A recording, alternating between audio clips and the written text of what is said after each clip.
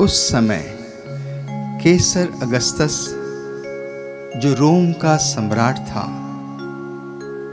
उसने अपने साम्राज्य की जनगणना का आदेश निकाला।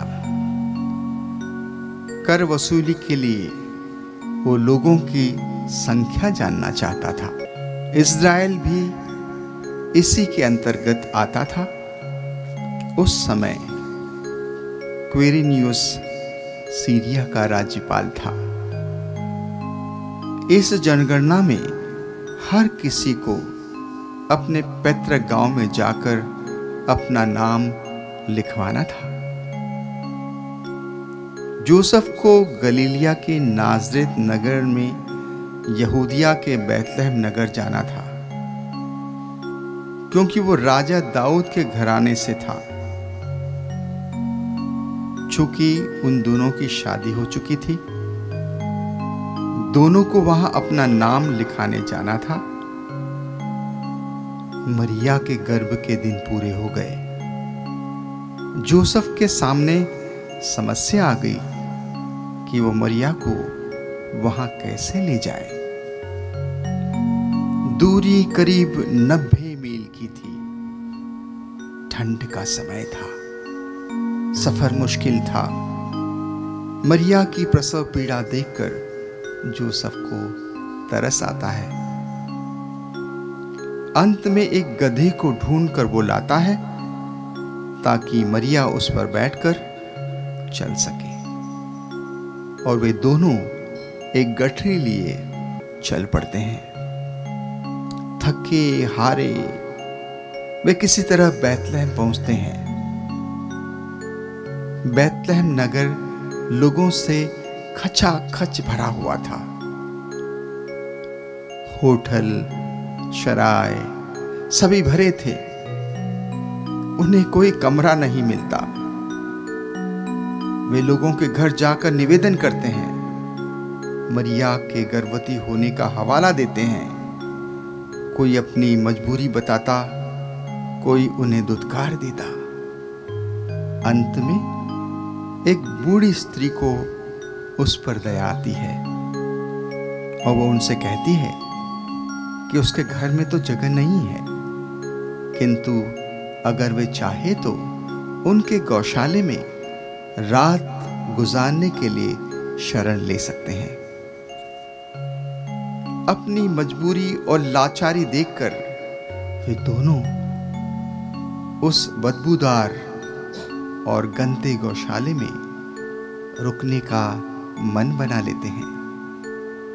जोसेफ उस गौशाले की साफ सफाई करता है। जोसेफ को दुख होता है कि वो मरिया को रात रुकने के लिए एक अच्छी जगह नहीं दे पाया। ऐसा था दोनों का एक दूसरे के प्रति अटूट और महान प्रेम, जो इस गौशाले को घर बनाने के लिए काफी था। उन्हें आगे और भी मुश्किलों का सामना करना था, क्योंकि ईश्वर ने मसीह को धरती पर लाने की अपनी योजना में उन्हें भी शामिल कर लिया था। उसी रात मरिया की प्रसव पीड़ा शुरू हो गई। करीब रात के 12 बजे मरिया ने सुंदर से बालक को जन्म दिया। उस समय उसके पास बालक को पहनाने के लिए कोई कपड़े नहीं थे, अतः ठंड से बचने के लिए उसे चादर में लपेटकर चारों तरफ जानवरों का घास डालकर बालक को रखा गया। जोसेफ आनंद विभोर होकर ईश्वर को धन्यवाद देने लगा। मरिया भी ईश्वर को धन्यवाद देने लगी और बालक को देखकर गुनगुनाने और लोरी गाकर उसे सुलाने लगी। मेरा नन्ना राज दुलारा, मेरी आँखों का तारा, मेरा नन्ना राज दुलारा, मेरी आँखों का तारा। हो जग नैया का, हो भव सागर का, तू ही खेवन हारा। मेरा नन्नारा चिदुलारा, मेरी आँखों का तारा। संसार को बचाने वाला मुक्तिदाता, पालनहार, खुद एक असहायक गरीब, बिना किसी शान और शौकत के एक गौशाले में जन्म लेता है।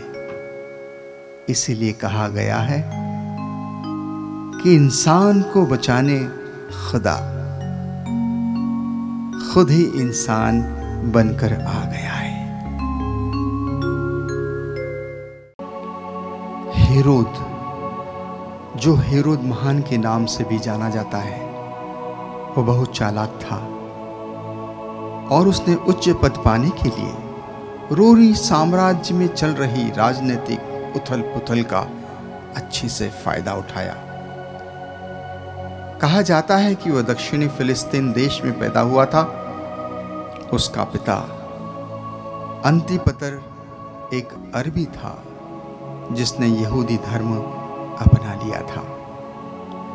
अंतिपतर बहुत ही धनवान और नामी आदमी था। उसकी पत्नी साइप्रस एक अरब शेख की बेटी थी। जब 63 ईसा पूर्व पोम्पे ने फिलिस्तीन पर आक्रमण किया तो अंतिपतर में रोम का पक्ष लिया, जिससे उसे और हेरोद को लाभ हुआ। अंतिपतर को यहूदियों का कोषाध्यक्ष नियुक्त किया गया और रोम की नागरिकता प्रदान की गई। यह वो सम्मान था जो हेरोद और उसकी संतानों को भी मिला। आगे चलकर कुछ वर्ष पश्चात अंतिपतर ने अपने बेटे हेरोद को गलीली का गवर्नर नियुक्त किया। 40 ईसा पूर्व में पार्थियों ने फिलिस्तीन पर आक्रमण किया और यह युद्ध फैल गया। उस दौरान उसने अगस्तस सीजर की मदद की थी, जो बाद में रोम का सम्राट बना।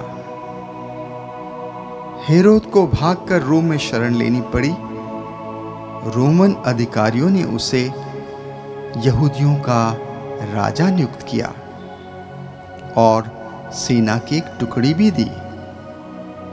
इस तरह वह ईसा पूर्व 37 में 36 की उम्र में बिना किसी चुनौती के यहूदिया का शासक बन गया और करीब 32 वर्ष राज्य किया। बाद में उसने अपनी पहली पत्नी डोरिस को तलाक दे दिया और अपने बेटे को भी बाहर कर दिया। फिर उसने हासमोनियन देश की मरियम नामक राजकुमारी से शादी कर ली। हेरोद एक बिल्डर के रूप में भी जाना जाता है।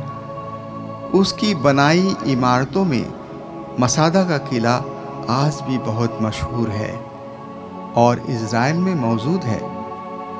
यह किला उसने इसलिए बनवाया क्योंकि उसे डर था कि कहीं कोई उससे उसका राज्य छीन न ले। उसने इस डर से अपने बच्चों को भी मरवा दिया कि कहीं भी उसका राज्य उससे हथिया न ले। हेरोद के समय में कहावत मशहूर थी कि हेरोद की संतान होने से एक सूअर बन जाना बेहतर है। यहूदी उससे अपनी क्रूरता और अपने विदेशी होने के कारण नफरत करते थे। वो मक्कार था और उसे रोमियों का साथ था, क्योंकि रोमी शासक भी उसका इस्तेमाल करते थे। वो सम्राट अगस्तस का वफादार था। इसका एक उदाहरण है कि यहूदियों को बलपूर्वक अगस्तस और हेरोद की कसम दिलाई जाती थी। इसी कारण हेरोद को सम्राट की ओर से पूरी आजादी थी। सम्राट उसके प्रति नरम और उदार था। इस तरह यहूदी लोग उसके शासनकाल में उससे परेशान रहते थे। वह मनमाने ढंग से लोगों से कर वसूलता था। गरीबों और लाचारों पर वो जरा भी तरस नहीं खाता था। चरवाहे उस समय निम्न जाति के माने जाते थे और गरीब थे। वे उच्च जाति के लोगों द्वारा पापी माने जाते थे और समाज से बहिष्कार किए गए थे। कोर्ट में उनके द्वारा दी गई गवाही भी अमान्य थी। उन्हें नागरिक अधिकारों से भी वंचित कर दिया गया था। इन्हीं की मुक्ति के लिए ईसा के आने की बात कही गई है। भेड़ों के व्यापार से ही अपना गुजर बसर करते थे।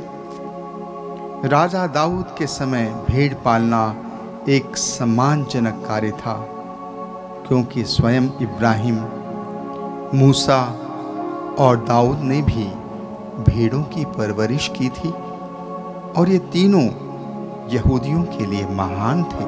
ईसा पूर्व ग्रंथों में स्वयं ईश्वर को एक भले चरवाहे के रूप में प्रस्तुत किया गया है। पहले लोग खानाबदोश थे, एक जगह से दूसरी जगह अपनी भेड़ के साथ आते जाते थे। किंतु जब लोगों ने खेती करना शुरू किया तो वे एक जगह बस गए। लोग जमीन, संपत्ति आदि संग्रहित करने लगे और अमीर बन गए। अतः बाद में भेड़ें पालना सम्मानजनक व्यवसाय नहीं रह गया और परिवर्तित होकर निम्न जाति का व्यवसाय समझा जाने लगा। रोज उन्हें किसी न किसी तरह का अपमान सहना पड़ता था। धर्म गुरुओं और राजनेताओं ने उनका बहिष्कार करना शुरू कर दिया। शहरों में भेड़ चराने की पाबंदी लगा दी। मंदिर में अछूत समझा जाने लगा। वे शहर के बाहर अपनी भेड़ों को ले जाने के लिए मजबूर थे। ये चरवाहे लोगों को समारोह या किसी जलसे के लिए और मंदिर के पुजारियों को अपनी कुर्बानी के लिए अपनी भेड़ें बेचते थे। ये भेड़ों की परवरिश के लिए एक जंगल से दूसरे जंगल भटकते रहते थे। बैतलहम शहर से थोड़ी दूर जंगलों में रात के 12 बज रहे थे और भयंकर ठंड पड़ रही थी।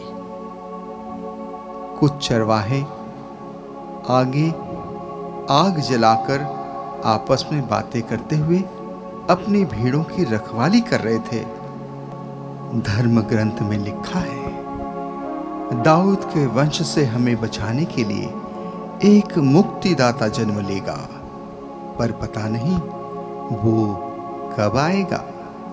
धर्म ग्रंथ में लिखी मुक्तिदाता के आगे की विभिन्न भविष्यवाणी के बारे में वो बताता है। तभी स्वर्गदूत का समूह ईश्वर की महिमा गाते हुए सुनाई देता है। स्वर्ग में परमेश्वर की महिमा और पृथ्वी पर उसके कृपा पात्रों को शांति। सभी चरवाहे स्वर्गदूतों के समूह को देखकर डर जाते हैं। डरो मत, मैं तुम सभी के लिए एक आनंद का संदेश लेकर आया हूं। आज दाऊद के नगर बैतलहम में तुम्हारे लिए मसीह का जन्म हुआ है। तुम उन्हें इस तरह पहचानोगे। तुम एक बालक को कपड़े से लिपटा और चरनी में लेटा पाओगे। इतना कहकर वह विशाल स्वर्गदूतों का समूह यह कहते हुए ओझल हो गया। सर्वोच्च स्वर्ग में ईश्वर की महिमा प्रकट हो और पृथ्वी पर उसके कृपा पात्रों को शांति मिले। चरवाहों की आंखें जगमगाती रोशनी से चुंधिया गई थी। कुछ डर के मारे जमीन पर गिर पड़े। एक दूसरे को देखते हैं और वो कहते हैं, कितना अद्भुत नजारा था। आओ हम चलें उस बालक के दर्शन करें। और वे खुशी के साथ नाचते गाते मुक्तिदाता के दर्शन करने निकल पड़ते हैं। अंधेरी रात में उन्हें रास्ता समझ नहीं आ रहा था। तभी उनकी नजर एक तारे पर पड़ती है, एक अद्भुत और अनोखा तारा। ये सभी उसके बारे में बातें करते हैं कि ऐसा तारा उन्होंने कभी नहीं देखा था। वे आगे बढ़ते हैं तो तारा उनके आगे आगे चलता है और इस तरह वे उसके पीछे चल पड़ते हैं। जब वे उस गौशाले के पास पहुंचते हैं जहां यीशु का जन्म हुआ, वो तारा ठहर जाता है। वे गौशाले में आवाज लगाते हैं। तब यूसुफ निकलकर पूछता है, आप कौन और किसे ढूंढते हो? तब एक बूढ़ा उन्हें सारी बातें बताता है कि किस तरह एक देवदूत ने उन्हें दर्शन दिया और एक तारे ने उन्हें रास्ता दिखाया और कहा कि तुम उन्हें कपड़े में लिपटा और चरनी में सोया बालक पाओगे, जो मसीहा है। हम उसका दर्शन करने आए हैं। यूसुफ उनकी बातें सुनकर अचरज में पड़ जाता है और उन्हें नन्हे बालक यीशु के पास ले जाता है। वहां पहुंचकर उनकी खुशी का ठिकाना नहीं रहता, क्योंकि जैसा उन्हें स्वर्गदूत ने कहा था उन्होंने वैसा ही पाया। उन्होंने उपहार स्वरूप कुछ मेमने, किसी ने फूल तो किसी ने अपने हिस्से का खाना भेंट किया और भेड़ का दूध और अपने कंबल भी दान में दिए। ईश्वर के दर्शन पाकर वे ईश्वर के आभारी थे, आनंद से विभोर थे कि ईश्वर के दूतों ने उन्हें इस योग्य समझा और अपना संदेश सबसे पहले सुनाया। और वे सौभाग्यशाली हैं कि उन्होंने मसीहा के साक्षात दर्शन किए। वे लौटते हुए सभी को ये संदेश सुना रहे थे, अपने दोस्तों, संबंधियों और यहाँ तक कि उच्च जाति के लोगों को भी। वे आश्चर्यचकित थे, इसीलिए वे चरवाहे सुना रहे थे।